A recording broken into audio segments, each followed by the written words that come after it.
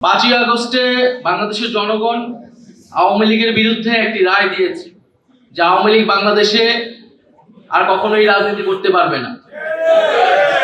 ফলে আমরা যখন বলি জনগণ সিদ্ধান্ত নেবে আওয়ামী লীগের ব্যাপারে, জনগণ সিদ্ধান্ত নিতে পারে দুইটি উপায়, একটি ভোটের মাধ্যমে, একটি রাজপথে তাদের অবস্থান জানান দিয়ে গণ অভ্যুত্থানের মাধ্যমে।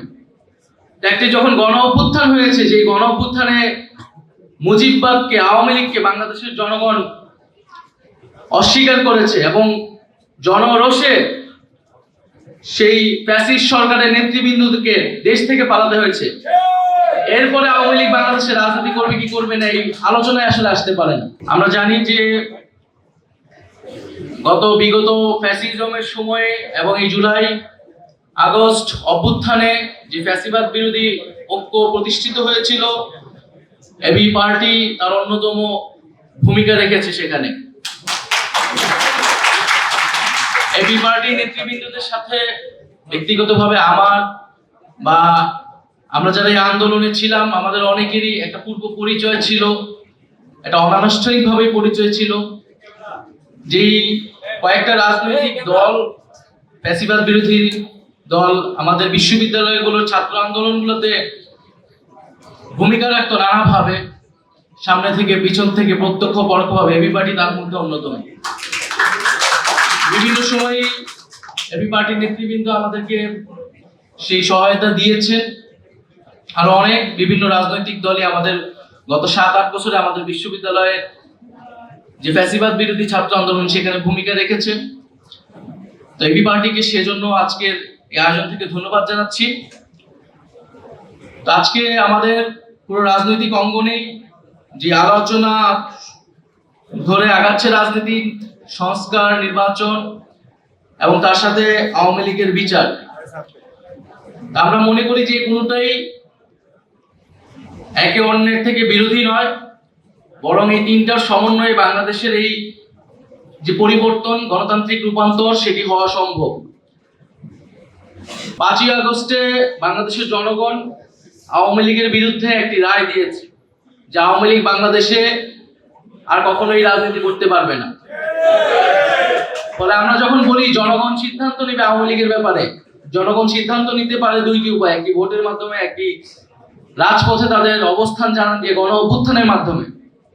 একটি যখন গণ অভ্যুত্থান হয়েছে, যে গণ অভ্যুত্থানে মুজিববাদকে, আওয়ামী লীগকে বাংলাদেশের জনগণ অস্বীকার করেছে এবং জনরোষে সেই ফ্যাসিস্ট সরকারের নেতৃবৃন্দকে দেশ থেকে পালাতে হয়েছে। এরপরে আওয়ামী লীগ বাংলাদেশে রাজনীতি করবে কি করবে না, এই আলোচনায় আসলে আসতে পারে না। আমরা মনে করি আওয়ামী লীগের সেই নৈতিক ভিত্তি, রাজনৈতিক ভিত্তি হারিয়েছে। এখন তার আইনি বন্দোবস্ত কি হবে, কোন প্রক্রিয়ায়, কোন আইনি কাঠামোতে আমরা আওয়ামী লীগকে বাংলাদেশের রাজনীতি থেকে দূর করতে পারি এবং একটি গণতান্ত্রিক প্রক্রিয়ায় যেতে পারি, সেই বিষয়ে আমাদের সেই পথ আসলে উত্তোলন করতে হবে। তো সেই জায়গায় আওয়ামী লীগের নিবন্ধন বাতিলটা এই সময় অতি দ্রুত সময় আসলে করা উচিত। বিচার চলাকালীন সময়ে সাংগঠনিক রাজনৈতিক কার্যক্রম নিষিদ্ধ ঘোষণা করতে হবে এবং বিচারের মধ্য দিয়ে আওয়ামী লীগের একটা চূড়ান্ত ফয়সালা হয়তো আমরা পাবো। দ্বিতীয়ত, সংস্কারের কথা সকল রাজনৈতিক দলগুলোই বলছে।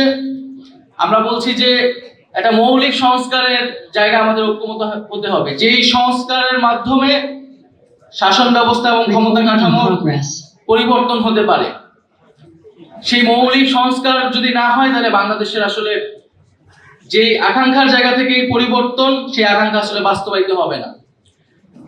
তৃতীয়, নির্বাচন খুবই গুরুত্বপূর্ণ এবং নির্বাচন মানে হচ্ছে ক্ষমতা হস্তান্তরের প্রক্রিয়া এবং এই প্রক্রিয়া নিয়েই বাংলাদেশে সবসময় যে রাজনৈতিক দ্বন্দ্ব তৈরি হয়েছে এবং এই শান্তিপূর্ণ ক্ষমতা হস্তান্তরের জন্য আসলে প্রাতিষ্ঠানিক নিয়মের বাইরে প্রয়োজন রাজনৈতিক দলগুলোর সদিচ্ছা, রাজনৈতিক সংস্কৃতি পরিবর্তন, রাজনৈতিক দলগুলোর মধ্যে নিজেদের মধ্যে সেই আস্থা এবং বিশ্বাসের জায়গা অর্জন করা।